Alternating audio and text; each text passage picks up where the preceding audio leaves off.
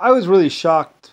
Well, Harlem and Wolf wasn't real, but my Belfast shipyard was actually bankrupt.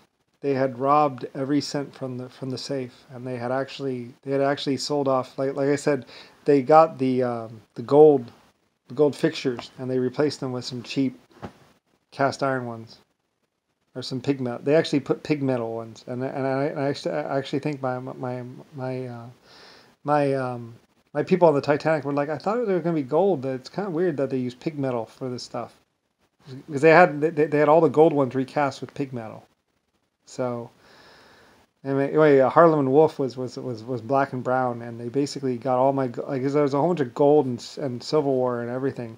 So when the ship first set sail, the first time the Titanic or one of the Titanics, it didn't have the gold fixtures. It didn't have the silver fixtures. It had cheap cast iron or cheap pig metal fixtures, about as cheap as you can possibly do it. I think they might have even used wood or something like that fixtures, and they actually tried to use wooden forks or something like that.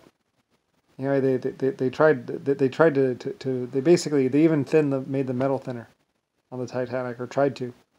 My engineers caught it or something like that, or somebody caught it. So I don't think it didn't wreck the whole experience or wreck the whole thing, but basically they tried to replace all the fixtures. Like if you look in the Titanic on the shots as it goes down there, I think they said the ship was stripped. They took a little thing and put it out there, so it looks like there's something there, but basically the ship was destroyed, I think, when it went down or something like that. They had sold off they had melted down all the silverware, all the gold, all the brass. I think somebody might have said it was stripped, but I don't know. So I don't really know. I mean, I don't really know what exactly, because, a lot of bad things happened between 1920 and 1940.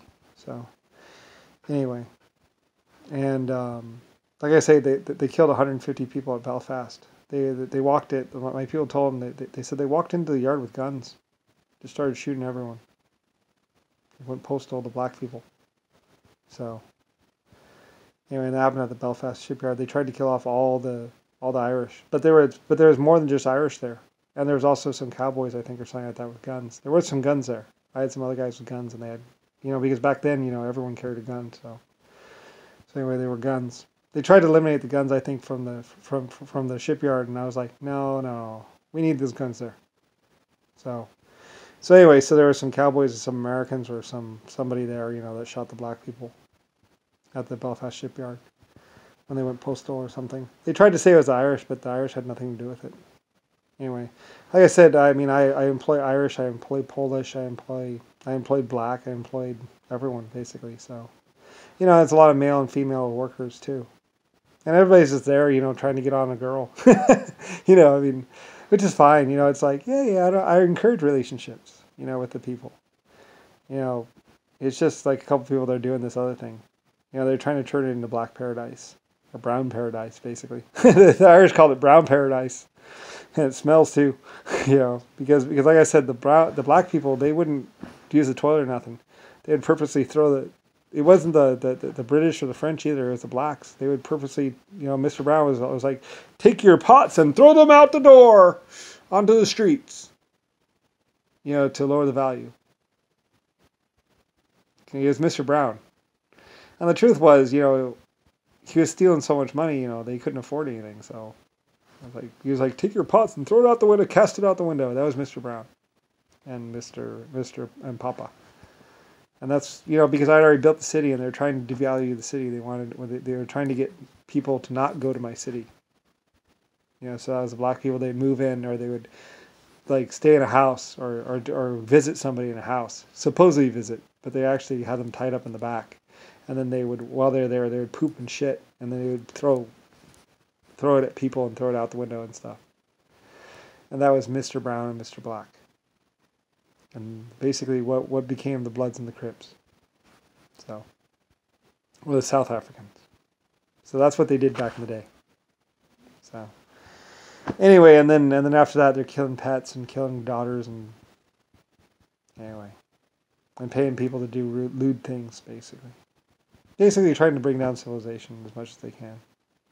So anyway, but when the cameras come out, a lot of things change, because a lot of other people, black people, they actually kind of believe them. They're like, no, we're not doing it. It's somebody else, the French, it's the British. And then when the cameras come out, you actually get to see who did it. So a lot of things change when the cameras come out.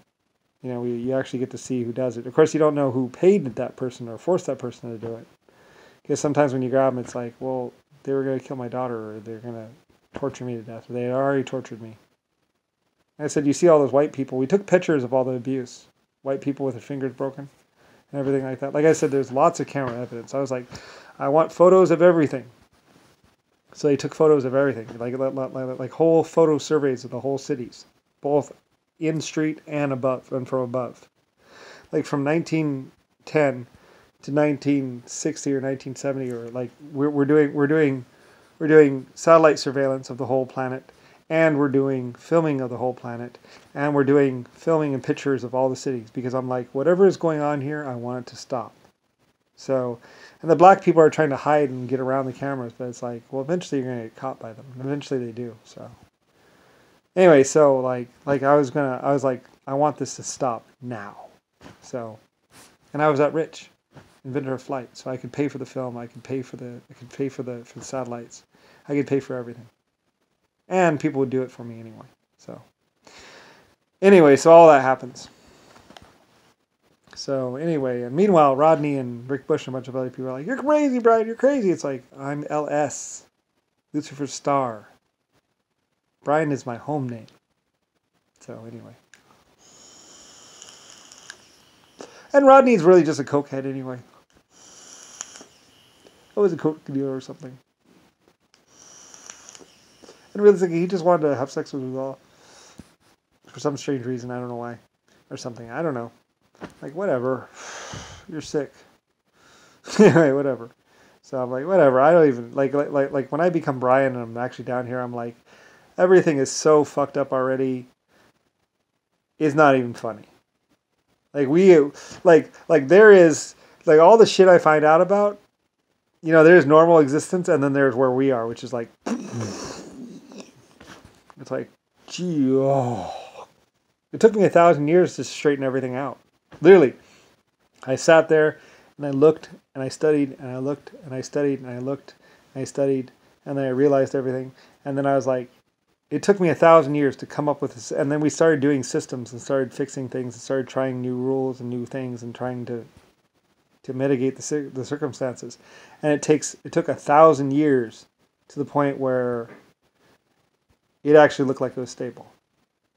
And I had to create a government and all kinds of things and invent everything for all these different countries just to get it stable. And that took 1,000 years. That's how bad. I mean, those black people, they really did create one hell of a mess. Like, between the blacks and the Yankees and everybody else, it's like, what a nightmare. It was a complete nightmare. Worst case scenario. No win. But, well, like I say, Earth was just one of my planets.